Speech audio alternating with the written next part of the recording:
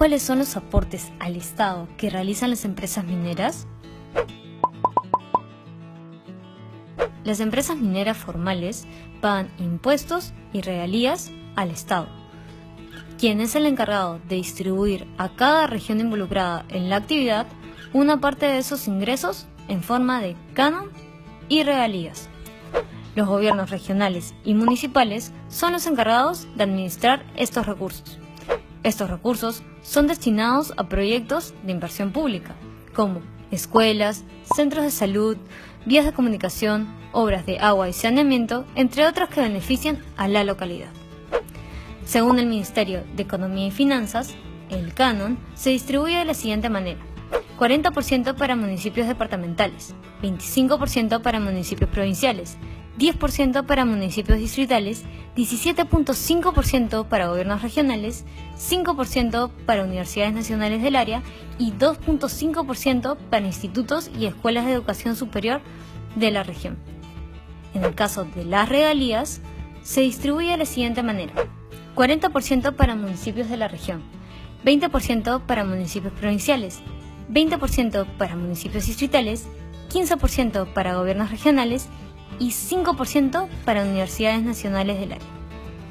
Es importante estar informado sobre el canon y regalías que corresponden a su comunidad para asegurar que estos recursos se utilicen en obras que beneficien a la localidad.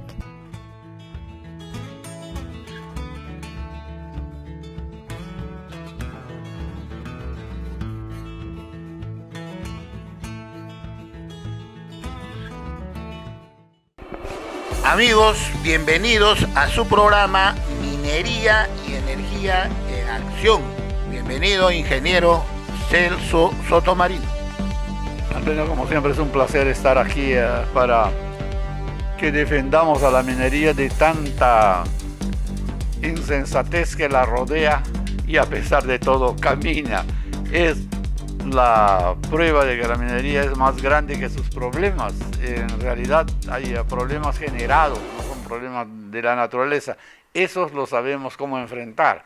La necesidad de la gente que enfrenta la minería es mucho más difícil de enfrentar porque ponerse en la mentalidad de un necio no es tan fácil, me imagino, ¿no? Los psicólogos y los psiquiatras deben saber de esta clase de cosas. Así es, ingeniero, más que nada es el servicio y el cuidado, la preocupación por el país, ingeniero, porque la minería está conectado íntimamente y que algunas autoridades, algunos sectores se están dando cuenta de esa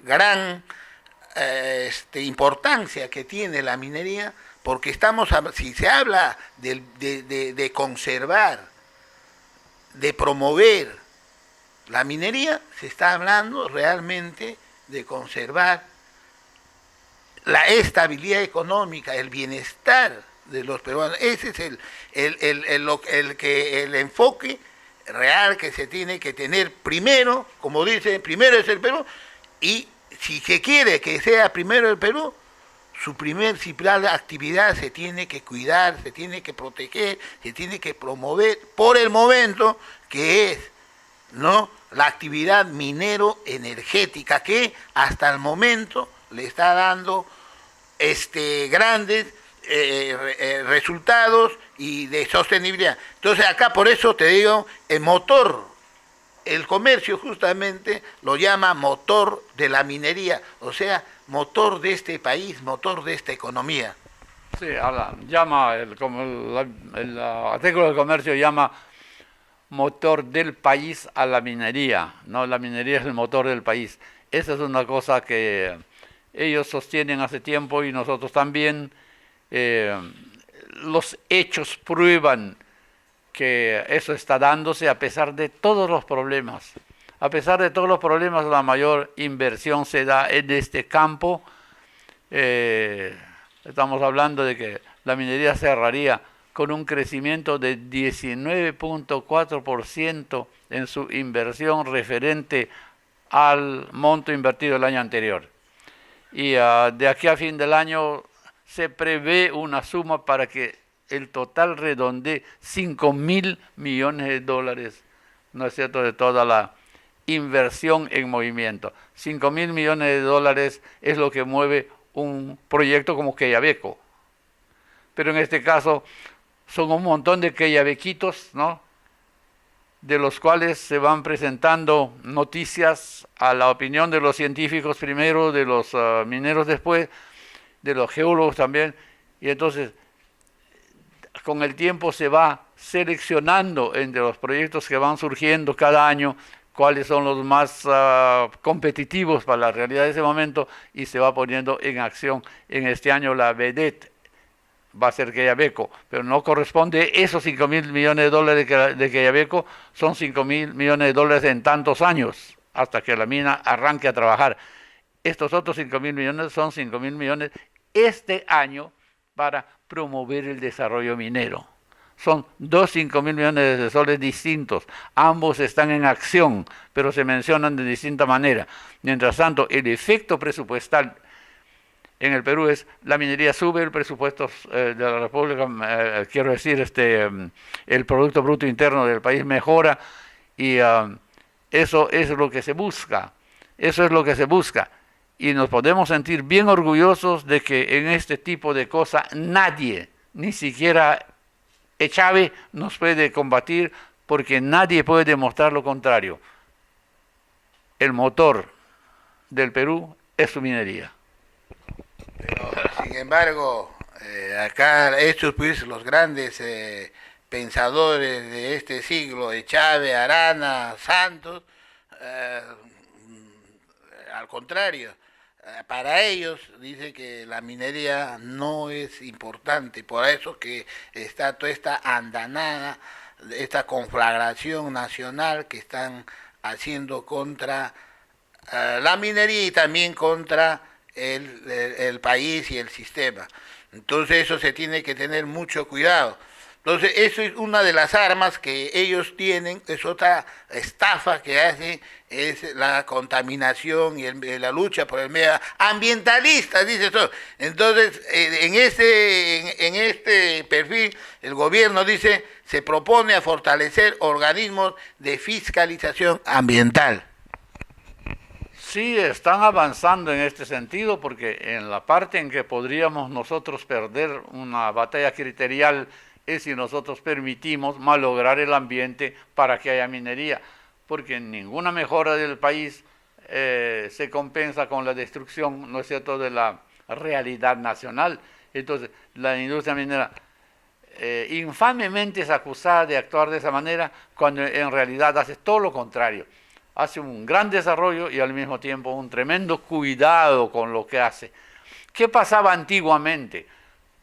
En nuestro amateurismo inicial teníamos 2.000 pequeñas unidadecitas que producían de repente 20.000 o 50.000 toneladas de cobre anuales.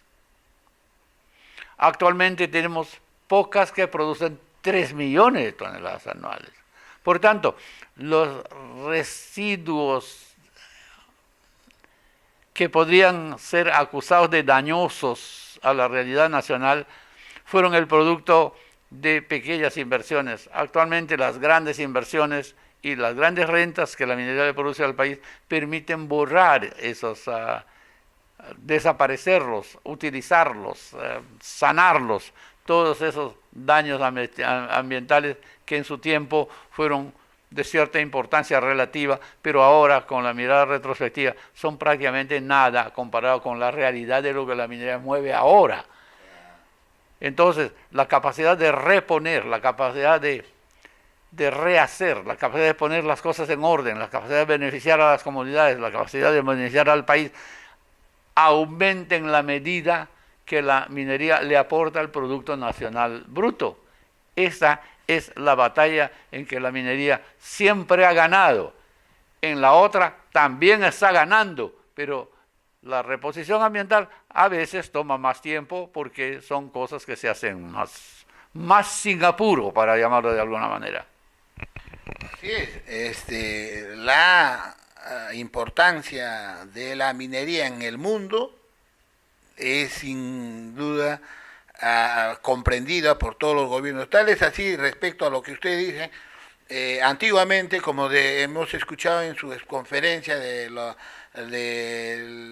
Suecia, así nos manifestó. Antes éramos 1.200 operaciones, ahora somos 20, pero producen 100 veces más, 100 veces más que lo que producía 1.200 presas, pero con una eficiencia enorme y con un cuidado ambiental, con todos los cuidados sociales. Y los suecos contribuyeron enormemente al cambio de criterio de la minería. Incluso en los países muy desarrollados, tenían la idea, pero no la tenían tan clara, hasta que los suecos hicieron un vuelco total en la visión mecanizadora de la actividad minera. Y de esa manera, en vez de producir 1 tonelada por hombre 8 horas, de repente ahora en una mina sueca se producen 700 toneladas por hombre 8 horas. ¿Ah? Claro.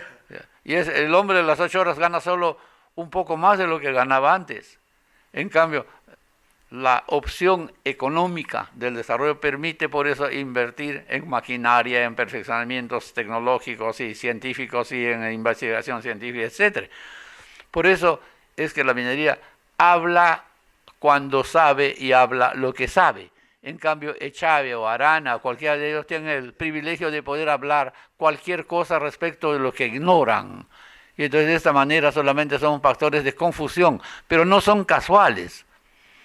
Son blufeadores profesionales, son confundidores consistentes, están todo el tiempo haciendo eso. Es para eso que tienen sus ONGs. Y es a través de esa clase de mecanismo como ganan su salario y como ganan su buen vivir. Así es, esa es la gran estafa que sufre el país y el gobierno y las empresas, y nadie se da cuenta que hay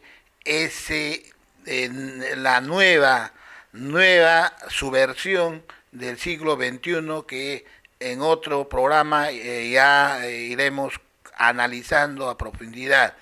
Entonces, eso es el principal del país también, o sea, el principal mal ahorita del país, la corrupción. Dentro de esa corrupción está estos enemigos del Perú, esta nueva fenómeno político de los ONGs ambientalistas, pero que hacen politiquería. Entonces, el Ejecutivo presenta, dice, Grupo de Alto Nivel para la Visión de la Minería 2050. ¿Qué criterios habrá tenido el Ejecutivo para convocar esto? Si el principal problema ahorita, no solamente para minería, sino políticamente, porque este es un fenómeno político que sufre la minería, que tiene proyección del país, o sea, ellos son antisistema. Entonces, la infiltración que tienen ellos es en todo nivel. Entonces, el primer problema, entonces, ¿qué criterios habrían tenido usted para la convocatoria de este grupo de alto nivel, ingeniero? El Ejecutivo está obligado por la misma naturaleza de las cosas, por la naturaleza de su función, a acumular experiencia, igual que cualquier empresa acumula experiencias y acumula procedimientos hacia desarrollos mejores. Pagar la inteligencia, pagar la preparación, pagar la culturización de los individuos, de los actores de un sector, es muy importante, es básico, es inevitablemente fundamental. En la minería siempre ha habido una corriente en este sentido, de hacer la sociedad de minería donde se discute todos los temas y otros entes que también son tribunas para discutir, como el Instituto de Ingeniería de Minas y etcétera, etcétera. Cuando el gobierno llamó al señor Alan Wagner para resolver un problema vinculado a la crisis del Poder Judicial actualmente y otras cosas más, acertó, hizo bien en hacer eso.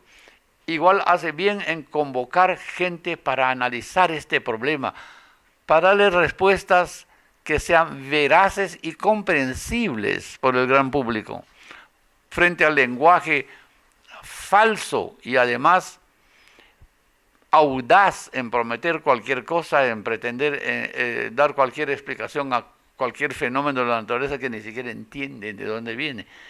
Entonces, estamos en un enfrentamiento cara a cara ahora entre la verificación, la confirmación de la verdad, ¿no es cierto?, y la aptitud que otros tienen de deformarla. Esa es la batalla que el gobierno y que el Perú no puede perder, así, no puede perder, porque si el Perú es primero para una mente sana de cualquier buen peruano, más importante el Perú que el peruano, más importante el Perú que él mismo, y esto lo aceptamos como una verdad irrefutable, invariable y totalmente aceptable. Pero otros no están en esta clase de criterio. Otros sin saber ni siquiera bien por qué, sin entender ni siquiera bien qué quieren, excepto de repente algún votito para una elección o alguna propina para su bolsillo, ¿no es cierto?, no saben bien qué quieren, por qué hacen el daño que hacen. Pero la minería y el país son más fuertes. Y ambos están avanzando a pesar de todo lo que esa gente hace.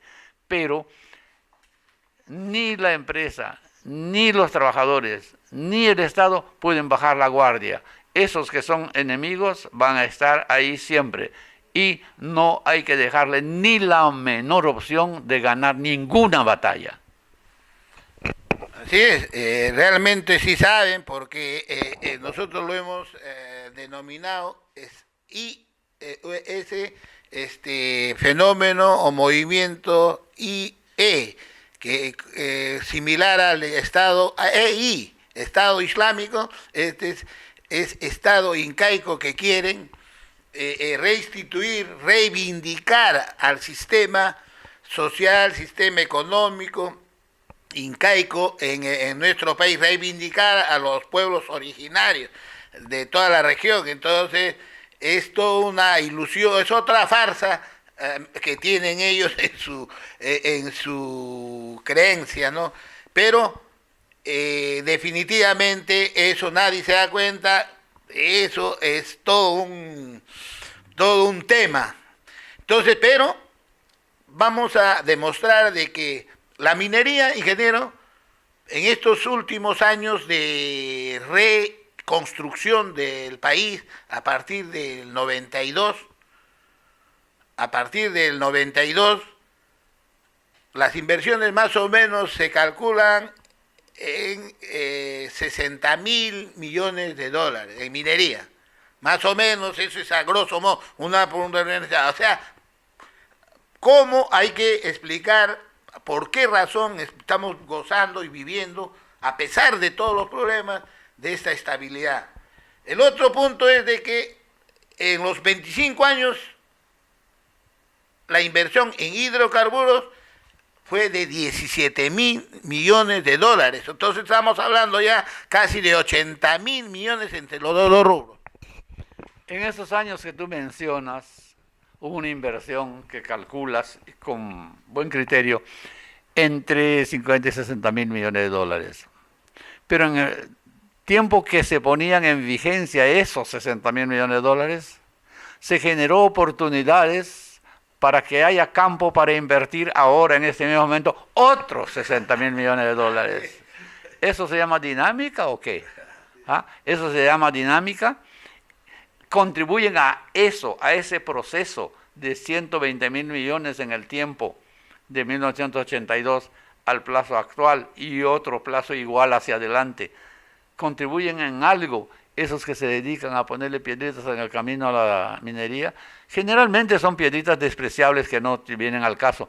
Por ejemplo, los señores, esos abogados que están moviendo las cosas por las bambas en este momento, son 670 personas. Y son 2 abogados. Esos 2 abogados están oponiéndose al interés de 30 y pico millones de personas. Así es de simple. ¿Eso es gratis? Eso es por 3% de comisión que le quieren cobrar a todas las comunidades por cualquier beneficio que le puedan obtener, lícito o ilícito. O sea, publicable o clandestino, no importa. Para esa gente lo único que importa es la cuenta al final de la partida y para eso son capaces de hacer cualquier cantidad de daño al país. Ahora, el Estado, la ciudadanía, están en posición de permitirles ese actuar.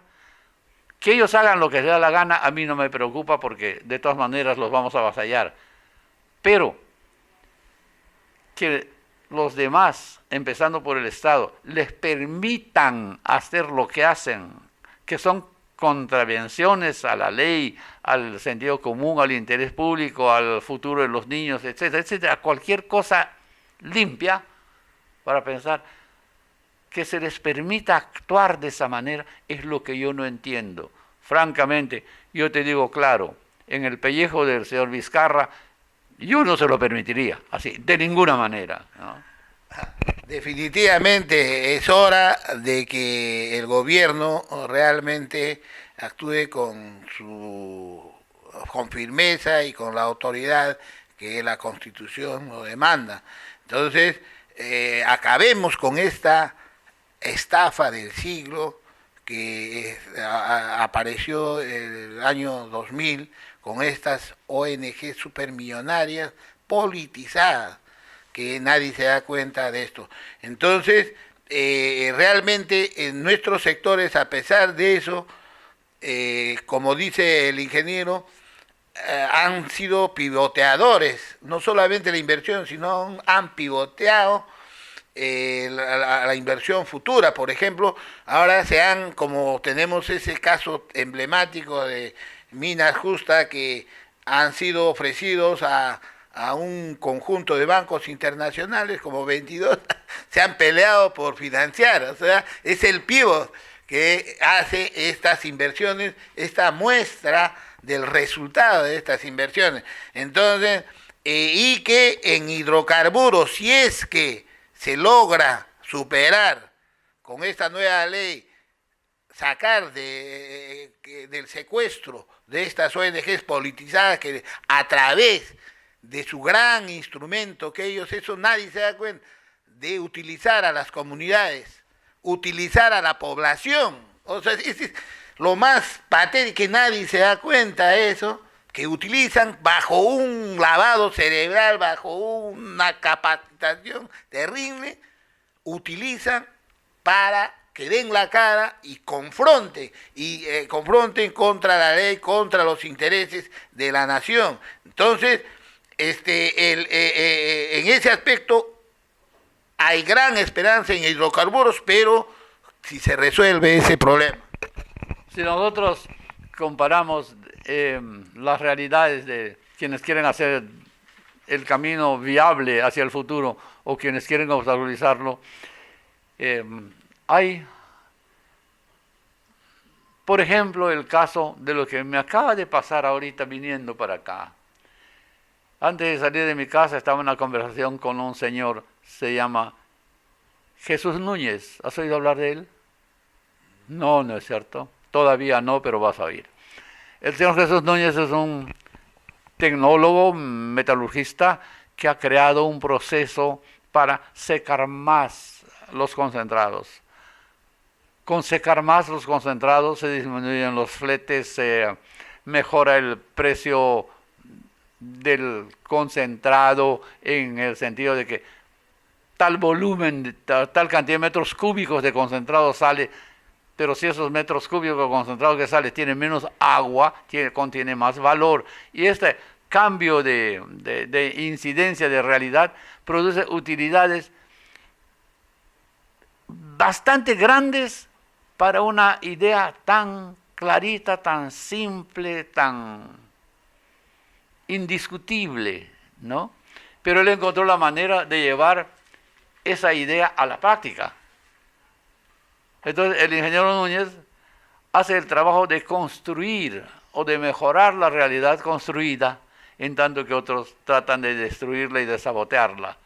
Pero los que tratan de destruirlo no van al final ganar con su conducta, sino clandestinas migajas. En cambio el otro señor ojalá gane una gran fortuna porque se la merece, porque contribuye en la buena dirección.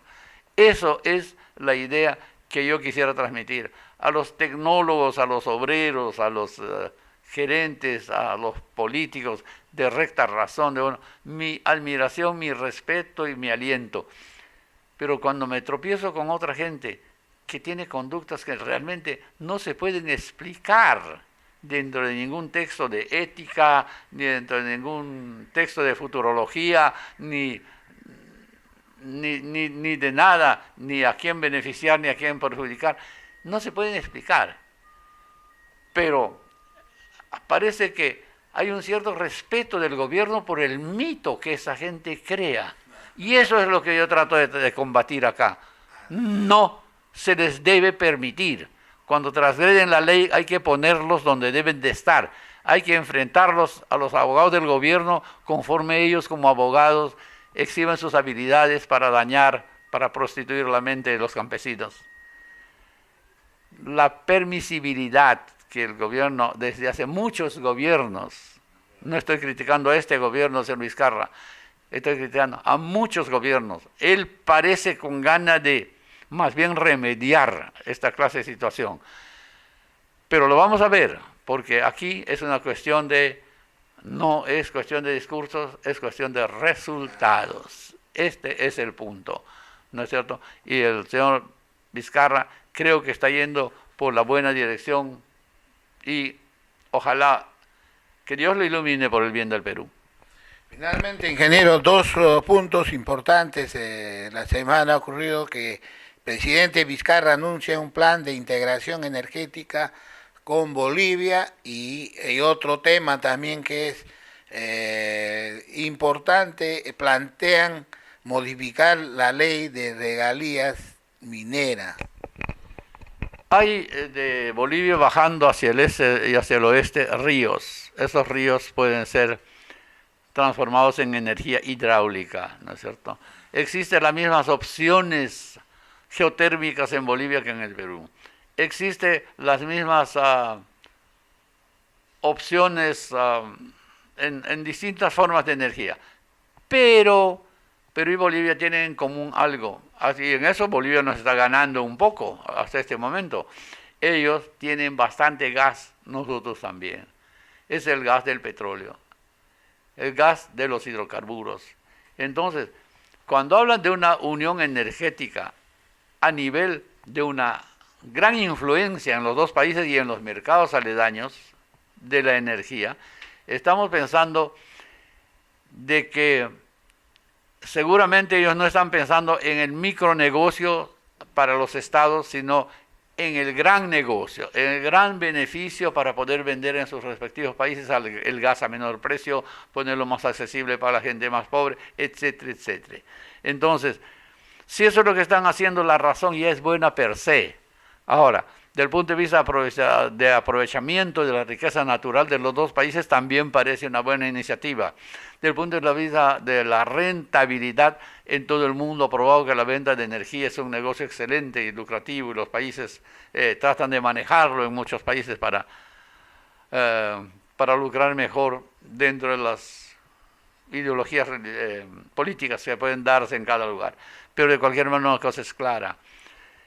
Una unión entre Bolivia y el Perú sobre el tema energético, y especialmente si estamos hablando del gas de los hidrocarburos, entonces en este caso de los hidrocarburos en forma gaseosa, entonces este es un negocio que tiene futuro, el cual debe ser alentado y ojalá que otra vez Dios los ilumine.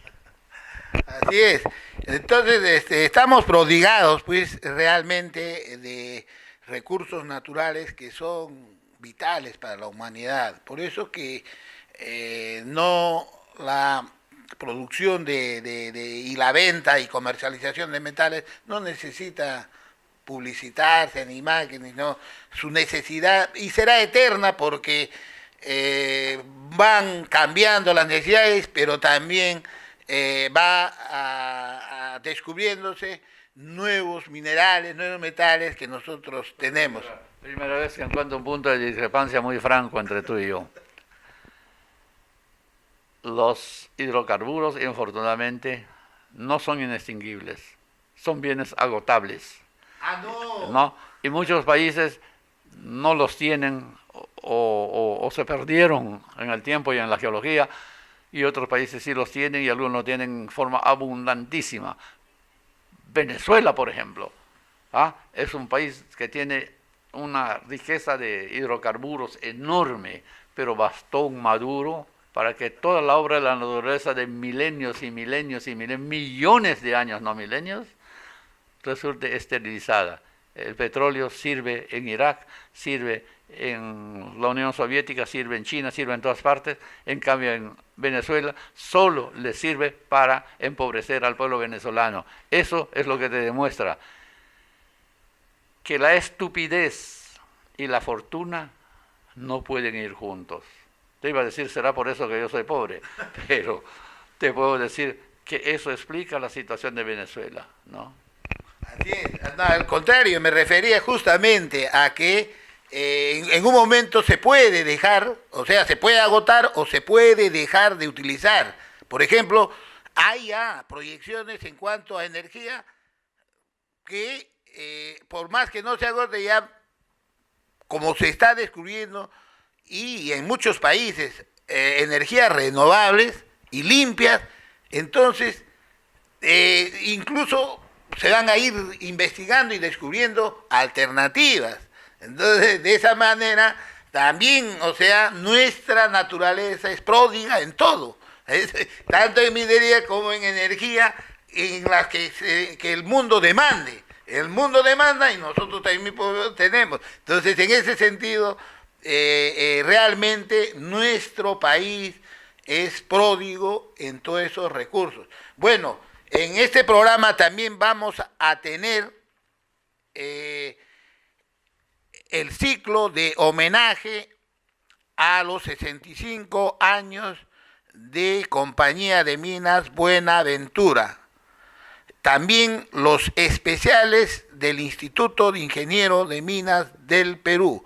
Con todo y eso y mucho más, volvemos luego de una breve pausa.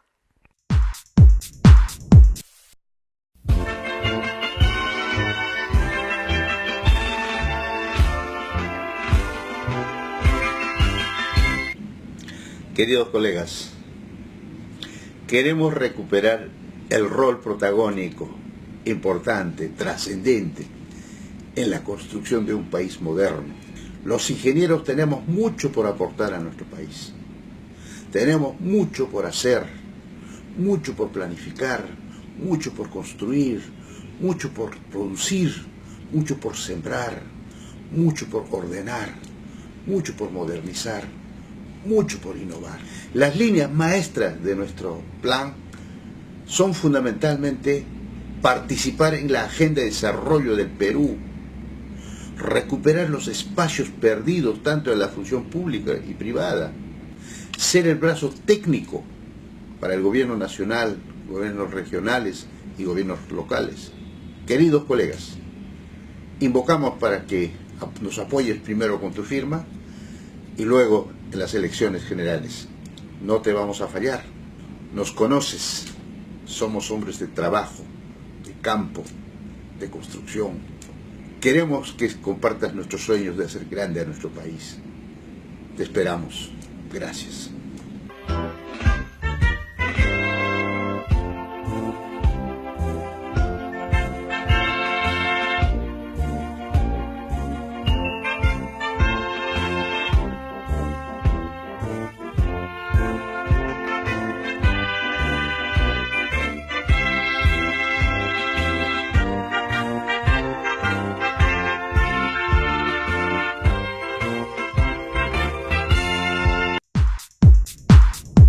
A continuación presentamos los especiales del Instituto de Ingenieros de Minas del Perú.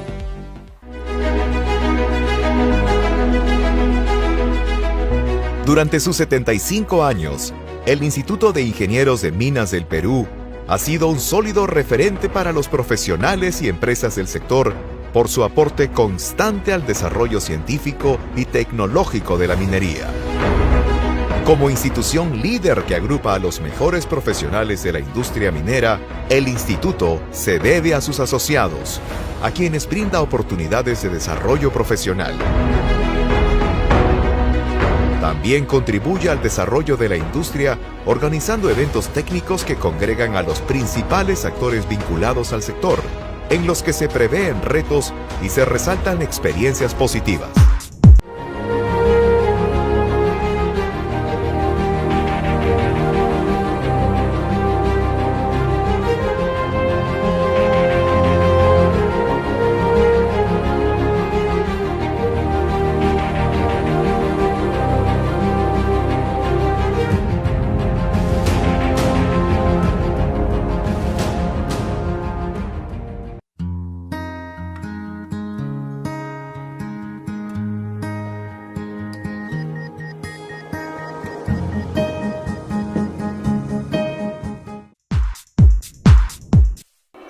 En nuestra siguiente secuencia vamos a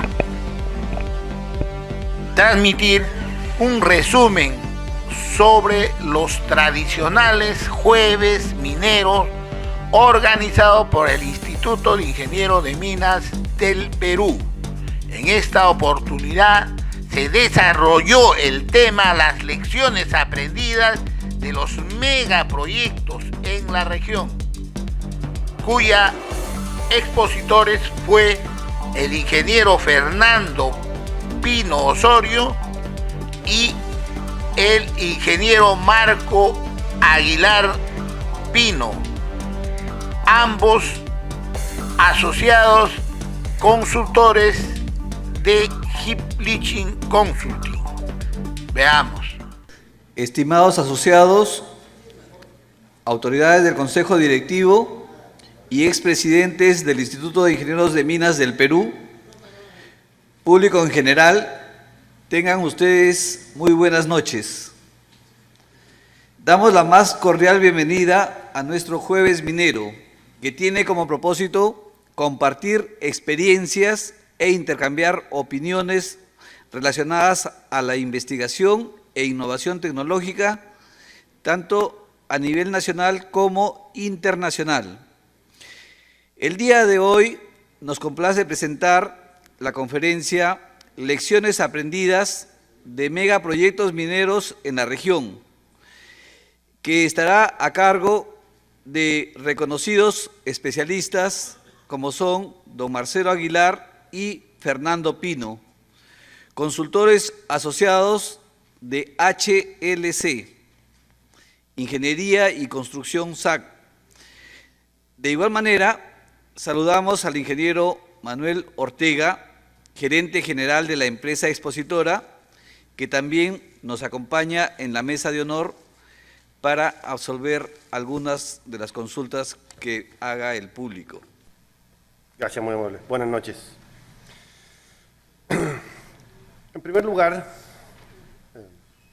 vamos a mencionar que tanto Fernando como yo, los expositores, hemos participado en varios megaproyectos en la última década. Caserones es un proyecto de planta concentradora superior a las 100.000 toneladas por día, propiedad de Minera Lumina Copper, empresa también que es propiedad de la Nippon Mining, capitales japoneses. El proyecto Caspiche, que también es una planta concentradora de cobre, oro y plata, administrada por Exeter Resources, que es una empresa canadiense, y la propiedad minera es de Anglo American. Y el proyecto Radomiro Tomic, que es propiedad de Codelco, en el que completamos una ingeniería de detalles apta para construir. Fernando particularmente ha participado en una serie importante de proyectos metalúrgicos relacionados con cobre en plantas hidrometalúrgicas. La mayoría de ellas de 100.000 toneladas por año o superiores. Ambos también participamos prestando servicios de consultoría en un proyecto para ustedes conocido, que es el proyecto Antamina. Y adicionalmente hemos estudiado, posterior a nuestra participación en todos estos grandes proyectos, otros proyectos relevantes en la región, tanto en Perú como en Chile. Vamos a proponer algunas formalidades fundamentalmente para poder analizar algunos resultados. Vamos a definir que un megaproyecto minero metalúrgico va a caer en esta definición si su inversión supera los $1.000 millones. Eventualmente podríamos tener un proyecto que no sea tan alto como los $1.000 millones, pero que sí sea muy complejo en su ejecución. Todos estos megaproyectos tienen algunas particularidades. En el caso de las plantas concentradoras estamos hablando del gigantismo. En los últimos años estamos yendo a plantas concentradoras de 100.000 toneladas por día o más, lo que está exigiendo grandes camiones mineros, correas de alta velocidad, 6 y 8 metros por segundo, molinos de 40, 42 pies de diámetro y con potencias instaladas que están superando los 30 megas, celdas de flotación que ya instaladas se encuentran entre los 500 y 600 metros cúbicos y con diseños que ya están alcanzando los 1.000 metros cúbicos. Y un elemento importante es que todos estos megaproyectos han incorporado o incorporan elementos nuevos, todos tienen innovación. La innovación es un tema que va a abordar Fernando en la segunda parte de esta charla en mayor detalle. Vamos a definir también qué significa el éxito para un proyecto. Y el éxito lo vamos a definir en función de 3 variables. Primero, la inversión. Todo proyecto que llevamos adelante requiere o lo planificamos con un presupuesto. También lo planificamos con un tiempo de ejecución. Tanto si el presupuesto como el tiempo de ejecución no superan el 20% de aquello que hemos planificado, vamos a considerar que estamos bien.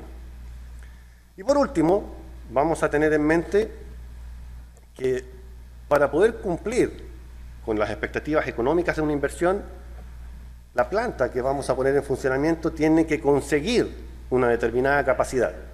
Si esa capacidad la conseguimos antes o durante los 2 primeros años desde la puesta en marcha, también lo vamos a considerar un proyecto exitoso. Ahora, ¿por qué es importante la definición? Dado este marco, en los proyectos tradicionales, 2/3 de los proyectos resultan exitosos. Sin embargo, cuando hablamos de proyectos de gran envergadura, megaproyectos o macroproyectos, la tasa se reduce y se reduce notablemente. Solo 1/3 de las iniciativas termina por cumplir con estas 3 variables. Por lo tanto, debemos estudiar por qué no estamos consiguiendo en todas estas iniciativas aquello que hemos planificado. Ok, buenas tardes. Yo soy un ingeniero con más de 50 años de experiencia, en que la mitad de mi vida ha sido en terreno, en faenas de la pequeña minería, mediana minería y gran minería del cobre, y en algunos casos de oro y plata. Ahora, en mi experiencia me han tocado más de 14 proyectos en que han habido innovaciones y todos ellos han tenido algunos problemas. Finalmente, casi siempre se resuelven, pero si no están previstos, puede llevar el proyecto a un camino muy malo. ¿Por qué innovar? Todo proyecto incorpora algunas innovaciones debido a las características del mineral y las condiciones del sitio. Esa es algo que diferencia a nuestros proyectos mineros de otros proyectos industriales. Los otros proyectos industriales se pueden tener ciertos estándares. Nuestros proyectos mineros, cada uno es distinto, y eso hace una gran diferencia. Si bien nuestra industria minera es conservadora, siempre está introduciendo innovaciones para la sustentabilidad de los proyectos, por supuesto, sobre todo actualmente, en que eso es tan importante, por la escala de los proyectos.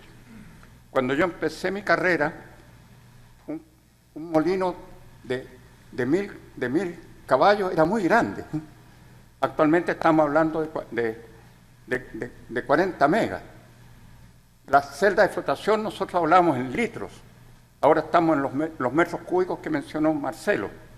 Ahora, siempre están también apareciendo nuevos procesos y equipamientos. A veces, para mejorar, poner al día o ampliar con operaciones existentes, hay que incorporar algunas innovaciones. A mí me ha tocado en la práctica, por ejemplo, agregar molinos secundarios para las arenas de los relaves. Es bastante típico. Si ustedes tienen la curva de contenido de cobre en los relaves, habitualmente hay muy alto contenido en las arenas, pero también hay alto contenido en los muy finos, por problemas de sobremolienda. Entonces, uno tiene que ir jugando para mejorar la operación y tiene que hacer cambios. El riesgo de las innovaciones. Las innovaciones involucran riesgos que son más críticos en los macroproyectos. Primero, por la magnitud de las inversiones, ¿no es cierto? Todos sabemos, en estos momentos hay proyectos sobre 5.000 millones de dólares. Creo que el más grande del mundo lo tienen ustedes. Después, la oportunidad de las inversiones. Habitualmente, cuando el precio del cobre o el oro que sea está alto, es más fácil financiar el proyecto y se inicia en ese momento. Y con los ciclos de precios, cuando se echa a andar, habitualmente está en el bajo valor del precio del cobre. Y si además el proyecto tiene innovaciones y se retarda, el desastre es seguro.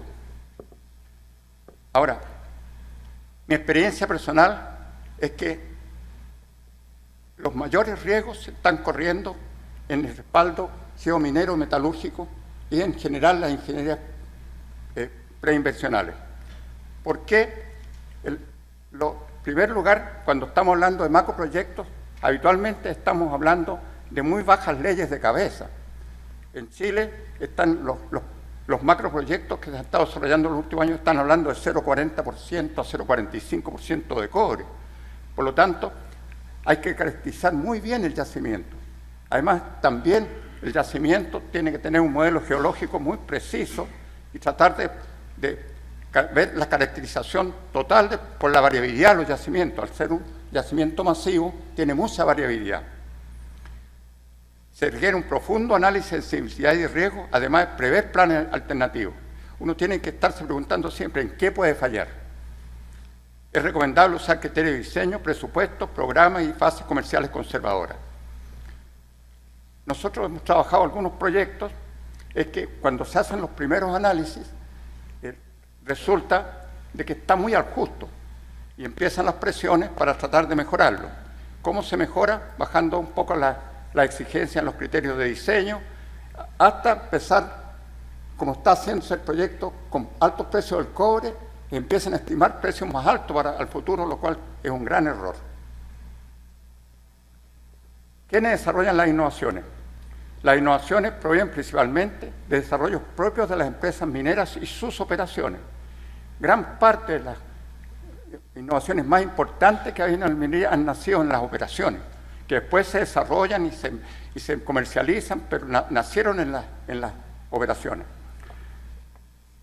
Mi experiencia es que los fabricantes y proveedores de equipos son los principales innovadores, porque como ellos están en competencia unos a otros, tienen que estar innovando, sacando mejores por ejemplo, los chancadores, ¿no es cierto? Tienen que ser chancadores de más capacidad, mayor eficiencia energética, más fáciles de hacer la mantención. ¿Para qué hablamos de los molinos? De los motores eléctricos, los molinos.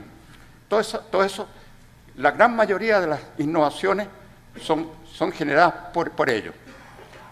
Las universidades, instituciones de investigaciones públicas y privadas aportan para que haya gente que tenga las bases para hacer esas innovaciones, ya sea en las empresas o en los proveedores. Muy bien, entonces agradecemos la excelente participación de nuestros expositores, para quienes brindamos un fuerte aplauso.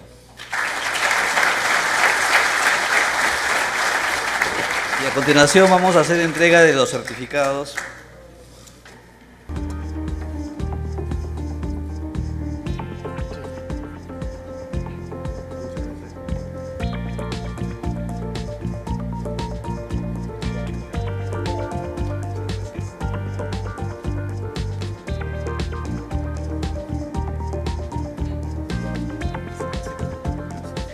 Muchas gracias por su atención y los invito al cóctel ofrecido por la empresa HLC Ingeniería y Construcción.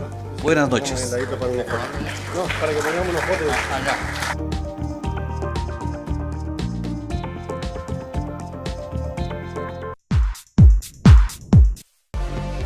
A continuación presentamos nuestro bloque acostumbrado. Sin minería no hay vida.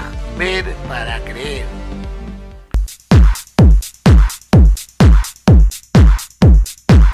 Hola, quiero contarte sobre la minería. ¿Cómo funciona? ¿Qué usos tiene y por qué es importante para nuestra vida?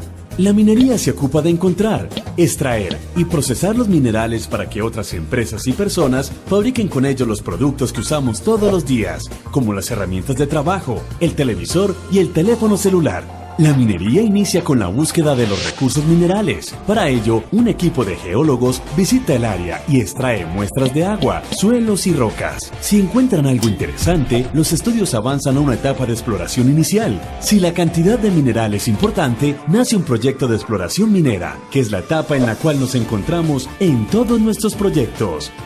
Con el proyecto de exploración adelantamos los estudios de prefactibilidad y factibilidad, que determinan cómo es el depósito, cómo se procesará el mineral, dónde estará la infraestructura y cuáles serán los impactos ambientales. Si el proyecto es viable, solicitamos una licencia ambiental, la cual exige presentar el estudio de impacto ambiental que recoge las maneras de prevenir, mitigar y compensar posibles impactos en el área y la comunidad. En nuestra siguiente secuencia vamos a continuar con este ciclo de homenaje por los 65 años de Compañía de Minas Buenaventura, fundada por el ingeniero Alberto Benavides de la Quintana. Justamente vamos a presentar una primera parte de este documental sobre las semblanzas de el ingeniero Alberto Benavides. Veamos.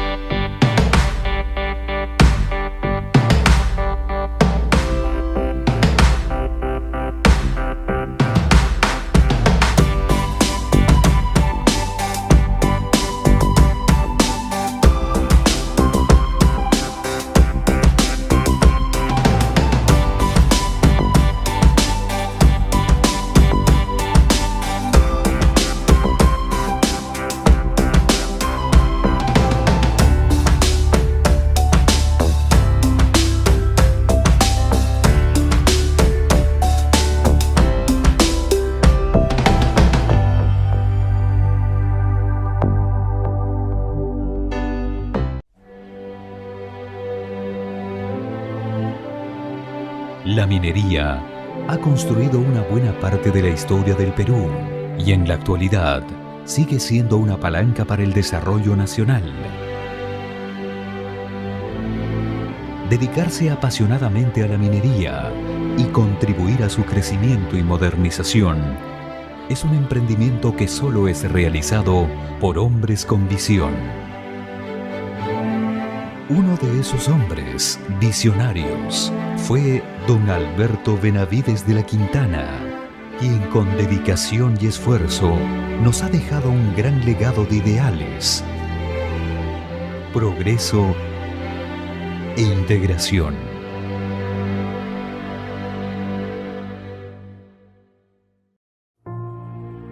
Don Alberto nació en Lima el 21 de octubre de 1920, en una época en que el Perú estaba fraccionado y donde muchos vivían de espaldas a la realidad de nuestros Andes. Hijo de don Alberto Benavides Canseco y doña Blanca de la Quintana Sichero, su camino estaba trazado desde temprana edad, como él mismo lo cuenta. Desde muy joven tuve oportunidad de viajar por la sierra del Perú con los Boy Scouts de mi colegio. Y en el 5º año y media nos enseñaban un curso de geología general. Indudablemente que eso debe haber influido en mi ánimo para seguir adelante con eso. Luego llegué a la Escuela de Ingenieros pensando en ese momento que debería seguir la carrera de Ingeniería Civil, pero vi los currículums de minería y me parecieron sumamente interesantes.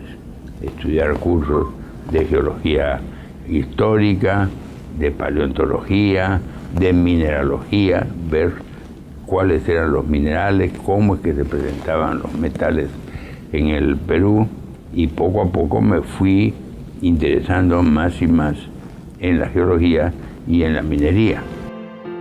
Su rendimiento académico le permitió contar con una beca para realizar una maestría en geología en la Universidad de Harvard, en Estados Unidos, gestionada por la Cerro de Pasco Corporation, empresa para la cual trabajaría 6 años como geólogo y luego como jefe de exploraciones para todo el Perú. Gracias a este trabajo, pudo recorrer el país y conocer minas como Las Bambas, Antamina y Tintaya, muchas de las cuales hoy son grandes operaciones mineras. Como todo gran hombre, también debía tener a su lado una gran mujer. Fue así que a sus 24 años, el 8 de septiembre de 1945, se casó con doña Elsa Ganosa de la Torre, con quien tuvo a sus 5 hijos, Blanca, Alberto, Mercedes, Roque y Raúl. En el año 1951, don Alberto se enteró que la Cerro de Pasco, que tenía el arrendamiento de la mina Julcani en Huancavelica, había decidido soltar el contrato y estaba en busca de un joven ingeniero dispuesto a seguir con la operación. Fue entonces que decidió arriesgarse y operar la mina por su cuenta. Esto fue el año 51, a finales del 51, y el 52 la tomé la mina en arrendamiento. Con mi falta de experiencia para negociar estas cosas, negocié lo mejor que pude, rebajar las regalías, pero olvidé totalmente del plazo del arrendamiento, convencido de que estábamos hablando de un arrendamiento siquiera de 10 años. Pero cuando de repente recibo el aviso del presidente de la Sociedad Minera Suizo-Peruana Julcani, el señor Bruno Schudi, que me dijo que mi propuesta había sido aceptada en cuanto a las regalías del arrendamiento, pero que sí habían decidido que el contrato era de solo por 1 año y que después de ese año ellos sí me daban una opción de compra para comprar la mina. Me fui, pues, por supuesto, muy desalentado de esta resolución. Pensé, pues, que había perdido meses de mi vida, había perdido el trabajo en la Cerro de Pasco, que yo tenía ahí una cierta carrera, pero ya iba a ser difícil para mí seguir allí, y que, bueno, pues era realmente, venía a ser catastrófico para mí. Sin embargo, esa noche, pensando, dije, bueno, pues después de todo, de aquí a 1 año, si yo cumplo todo esto y voy a conocer mejor la mina, voy a estar en mejores condiciones de cualquier otra persona que quiera arrendar la mina. Así, el 27 de abril de 1953, se formó Compañía de Minas Buenaventura, dando paso al inicio de operaciones de la mina Julcani, alma mater de la compañía. Años más tarde, y por méritos propios, don Alberto asumió la presidencia de la Cerro de Pasco Corporation, cargo que ejerció desde 1964 hasta 1971 y que lo llevó a trabajar intensamente en Nueva York, Estados Unidos. Más adelante, don Alberto fue invitado a organizar la sección Minas de la Pontificia Universidad Católica del Perú. Tiempo después, regresó a compañía de Minas Buenaventura, que en esa época no solo tenía las minas de Julcani y Huachocolpa en Huancavelica, sino también las de Orcopampa en Arequipa y Uchuchacua en la Sierra de Lima. Y gracias a su trabajo, la compañía puso en operación 11 unidades mineras en todo el país. En su amplia trayectoria, don Alberto propició diversos hitos de gran importancia en la historia de la minería, como la privatización de Cerro Verde en Arequipa, la formación de Yanacocha, así como el descubrimiento de la zanja y Tantahuatay en Cajamarca. En Buenaventura, don Alberto se desempeñó como director gerente, director ejecutivo y presidente del directorio. Este último cargo lo ocupó desde 1980 hasta el 2010, año en el que fue nombrado presidente fundador.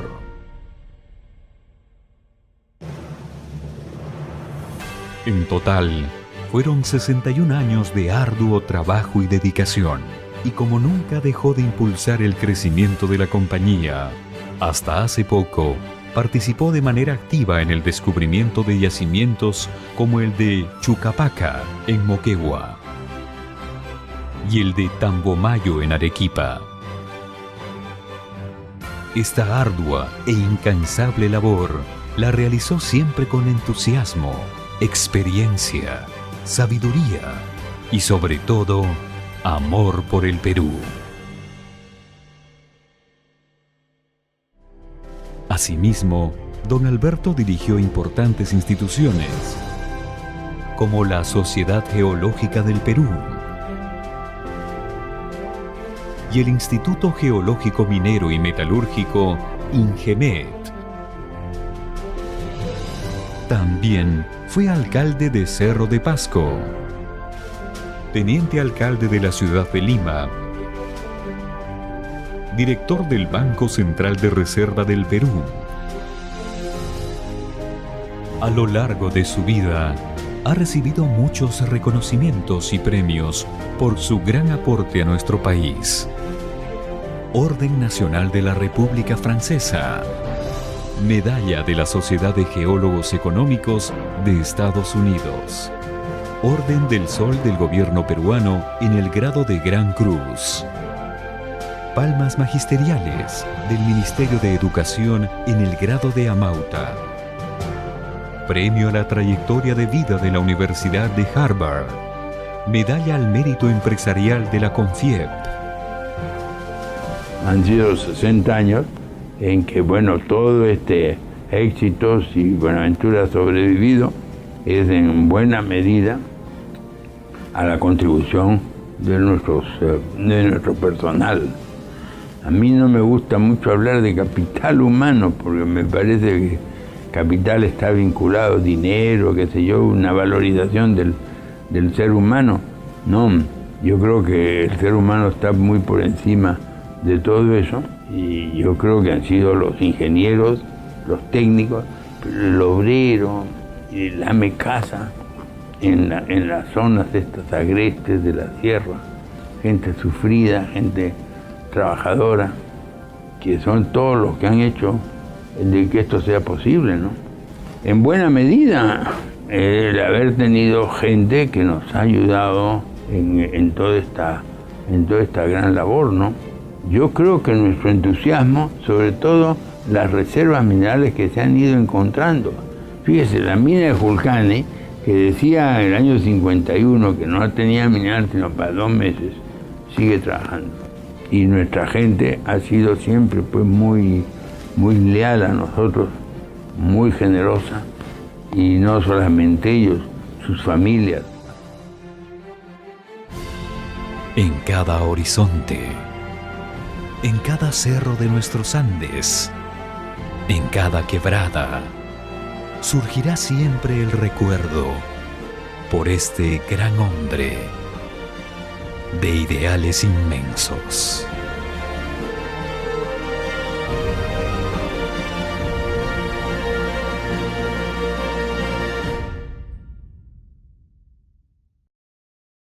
Yo quiero agradecer mucho, en primer lugar, al presidente del Instituto de Ingenieros de Minas, don Rómulo Mocho, por albergarnos en esta reunión al cumplir nosotros 60 años de fundados. También quiero agradecer la presencia de todos ustedes acá y que hayan tenido la gentileza de venirnos a escuchar. Lo cierto es que yo he hecho un pequeño cálculo, he vivido 70 años y dentro de esos 70 años han sido 30 años de gobiernos irregulares. No se puede pensar pues que hay una falta de institucionalidad, no se puede decir que hay institucionalidad en el país, lo que hay es una falta de institucionalidad. Por último, quiero decir nomás que se dice por ahí que no hay valor agregado. ¿Cómo que no hay valor agregado? En primer lugar, un mineral vale, pues hoy día, con esta subida los precios y qué sé yo, $200 tonelada, $100 tonelada, y vendemos un concentrado que vale pues $1.000, $1.500, $2.000. Claro que estamos agregando valor. La obra esta que estamos haciendo en Río Seco también está agregando valor a los concentrados. Lo que falta no es el industrializar nuestros metales, lo que falta es mercado, hay que abrir mercado. Y el mercado se crea el mercado interno se crea a través de la bonanza económica que dan las minas. Por eso las minas son tan importantes para el desarrollo del país. El futuro, ¿cuál es el futuro? Es ciertamente incierto, no sabemos. Tendría que volverme un vidente para decirles qué va a pasar de aquí a 10 años, como dice Roque, qué va a pasar de aquí para adelante, no lo sé. Pero más aún, ¿qué se puede decir de la actividad minera de por sí aleatoria? ¿No? Si siempre es aleatorio, todo es aleatorio, mucho más pues es la minería, nunca sabemos qué puede pasar. Y entonces, frente a esta situación, ¿cuál es el rol del ingeniero peruano en esta coyuntura de caída de precios y de incertidumbre general? Yo creo que tenemos que trabajar fuerte, ajustar costos en lo mejor posible y mejorar la eficiencia en todo el proceso. Muchas gracias.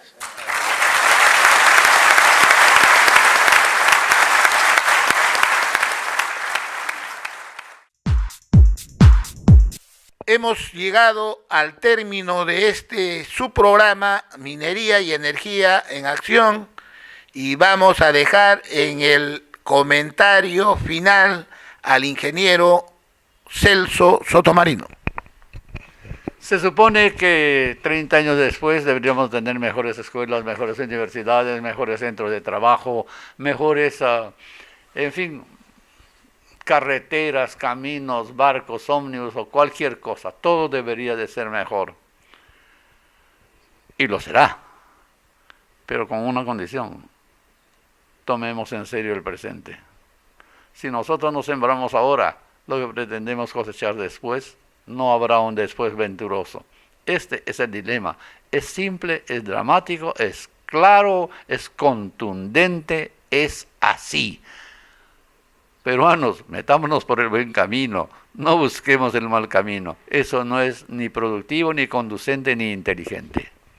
Así es, ingeniero. Entonces, la gran tarea que tiene el gobierno actual, Vizcarra, es enorme, cómo derrotar esta corrupción enraizada, generalizada a nivel nacional, a cómo derrotar a todos estos enemigos de la economía del Perú y cómo fomentar, cómo construir un nuevo país en base a la educación, en un plan educativo a largo plazo, como ya nos ha demostrado el mundo con países que han alcanzado la plenitud del desarrollo humano como Suecia, Noruega, Holanda, Canadá, etc. Entonces tenemos ya realidades.